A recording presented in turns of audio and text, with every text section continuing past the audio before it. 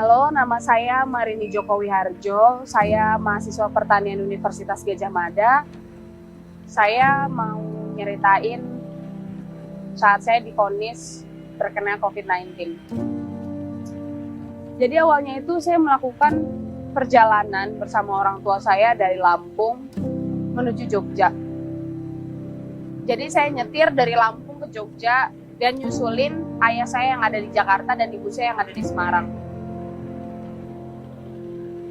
Awal saya nyusul mereka tuh kondisinya mereka emang udah nggak fit. Ayah saya demam, ibu saya juga udah demam dari beberapa minggu yang lalu. Sampai akhirnya kita sampai di Jogja dan ternyata kondisi mereka makin drop. Dan akhirnya mereka memutuskan untuk pulang ke Lampung dan mereka swab dan ternyata hasilnya reaktif COVID.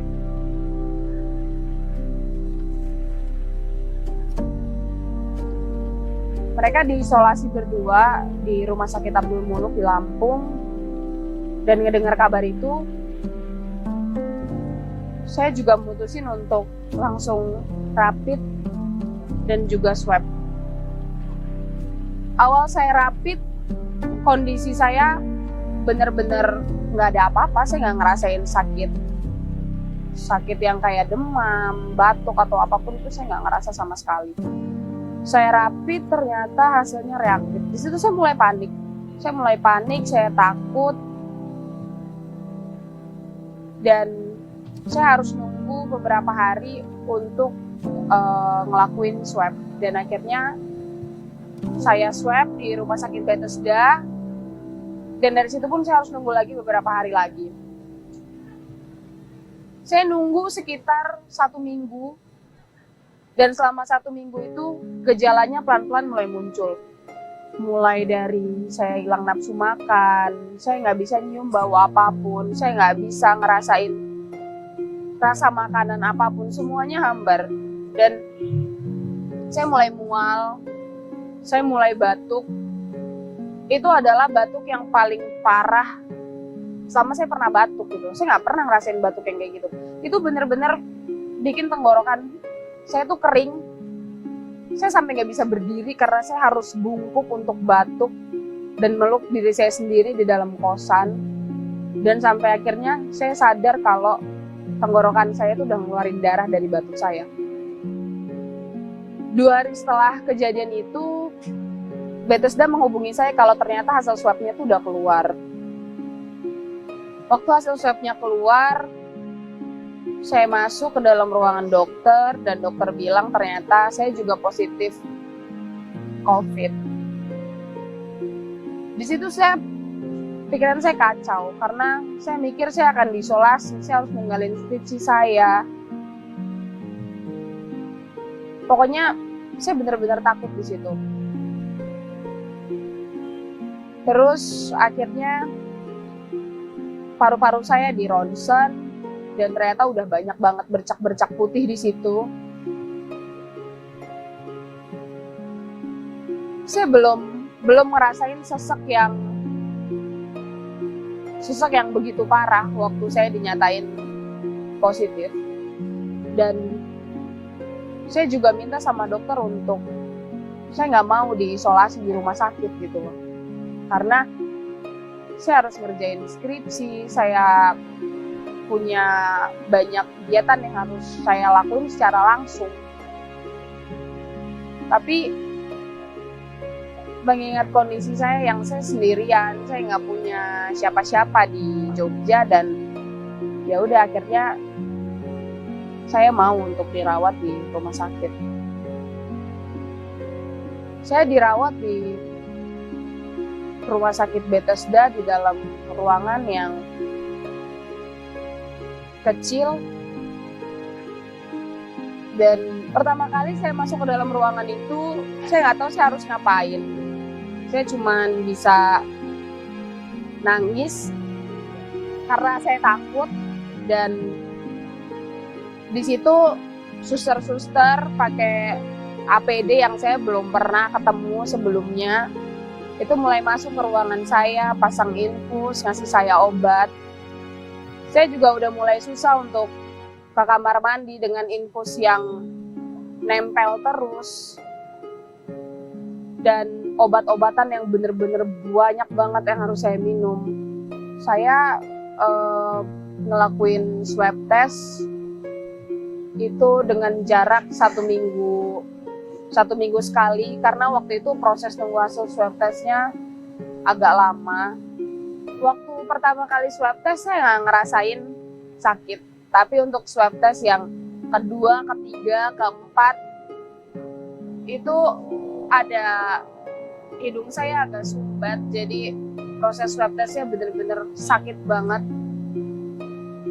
Bahkan suster-suster pun sampai nggak tega mau nge-swab saya waktu itu. Cuman ya mau gimana lagi kan. Dan saya ngelakuin swab test itu hampir 5 atau 6 kalian, baru 2. Dan setelah saya swab ke 5 dan ke 6, akhirnya hasilnya negatif untuk 2 kali berturut-turut dan saya boleh dinyatakan pulang. Saya nggak pernah nyangka kalau ternyata ada bonus sebagai penyintas COVID-19 gitu. Saya dapat sanksi sosial yang menurut saya cukup berat buat saya, karena waktu itu di hari ke-10 saya di rumah sakit, saya ditelepon sama ibu puskesmas. Dia menanyakan keberadaan saya ada di mana. Saya bilang, saya ada di rumah sakit. Ibu kenapa baru cari saya? Udah 10 hari. Di hari yang sama, bapak kosan saya juga nelpon saya untuk ngeluarin semua barang-barang yang ada di kosan saya keluar. Saya bingung, saya sendirian di Jogja. Saya masih dalam masa pemulihan. Dan bapak kosan saya nelpon saya untuk ngangkut semua barang-barang saya, karena menurut dia saya akan nularin virus saya ke penghuni-penghuni kosan yang lain. Saya sedih banget sih, sempat marah sama bapak kos saya. Saya bilang pasti udah 10 hari di situ. Menurut saya nggak ada yang perlu ditakutkan lagi, kalau memang nggak ada juga orang yang positif COVID juga setelah saya positif di hari itu gitu loh. Bapak kos saya juga bilang kalau Pak RT dan Pak RW itu juga takut kalau saya tuh nularin ke warga-warga yang lain. Pak RT, Pak RW itu nggak mau kalau saya tuh masih ada di kampung itu lagi. Mereka bilang daerah itu tuh jadi zona merah gara-gara saya gitu loh. Di situ saya bingung, saya harus cari siapa, saya harus panggil siapa untuk ngangkutin barang-barang saya yang ada di kosan. Dan saya harus bawa barang saya ke kosan, juga saya nggak tahu harus bawa kemana.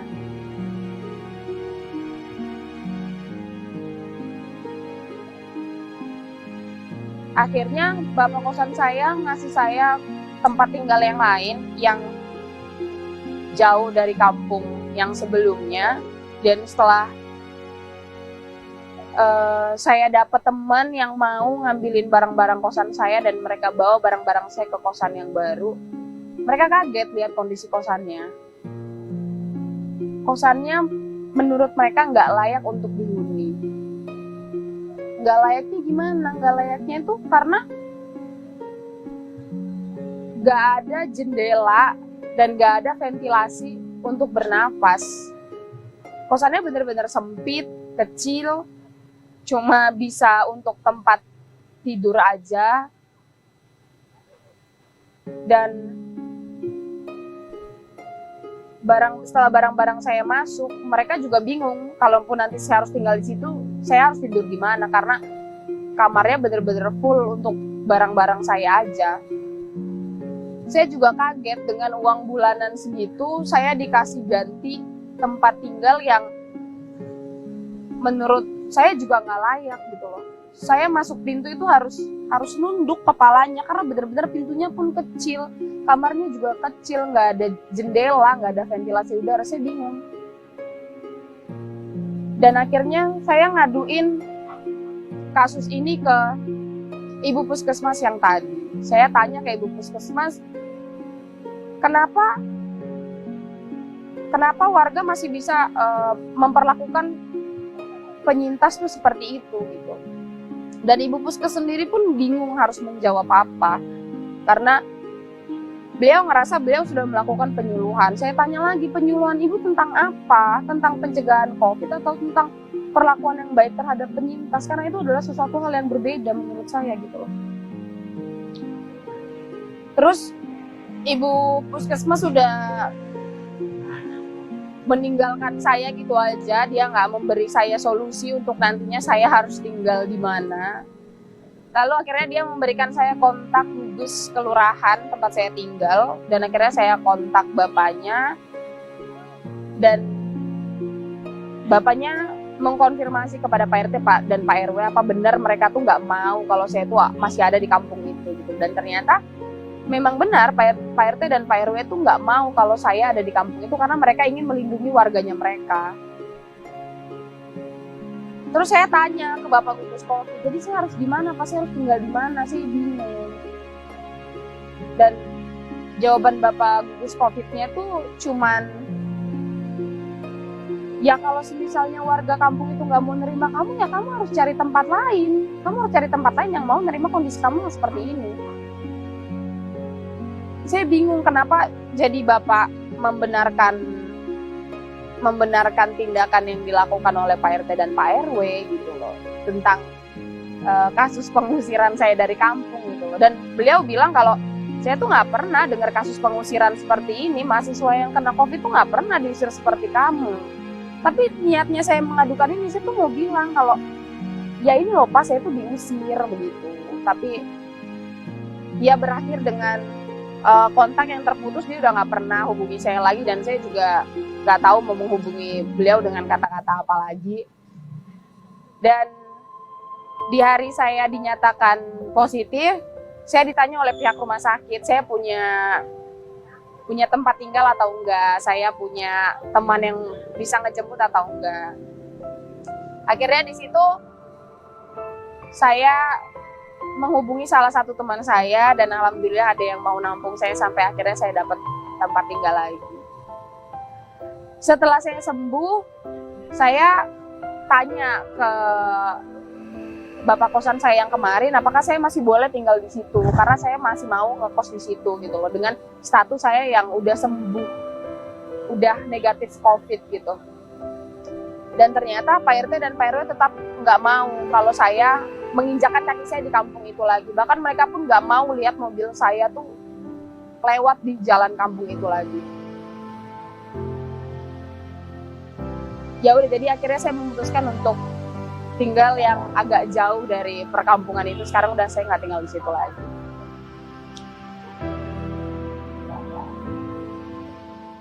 Ternyata yang dapat sanksi sosial seperti ini nggak cuman saya, tapi juga kedua orang tua saya. Kedua orang tua saya juga dapetin sanksi sosial yang menurut saya lebih berat gitu loh daripada saya. Orang tua saya tuh sampai di maki-maki dengan teman-teman di kantor, sampai ditunjuk-tunjuk kayak gini. Tapi menurut saya itu udah nggak sopan gitu, apalagi dengan status mereka yang udah sembuh gitu kan. Terus sanksi sosial juga didapetin sama kakak-kakak dan adik-adik saya di rumah. Mereka didatengin oleh aparat dengan cara yang nggak sopan. Mereka ditelepon dengan cara yang nggak sopan, yang bilang buka pintu kamu, saya mau nyemprot rumah kamu, udah kamu nggak usah ngeyel, kamu tuh bawa penyakit di sini. Dan akhirnya malah berujung ribut gitu. Bapak RT-nya di kampung saya juga, menurut saya nggak perlu lah sebenarnya takut yang berlebihan sampai nggak mau ke depan rumah saya, nggak mau menyambangi rumah saya gitu. Itu kayaknya nggak perlu gitu loh. Apalagi dengan status kakak dan adik-adik saya yang negatif gitu loh setelah mereka rapid dan swab. Tapi ternyata Pak RT, Pak RW dan aparat-aparat di kampung saya pun juga masih masih takut untuk menyambangi rumah saya dengan status kakak dan adik saya yang seperti itu.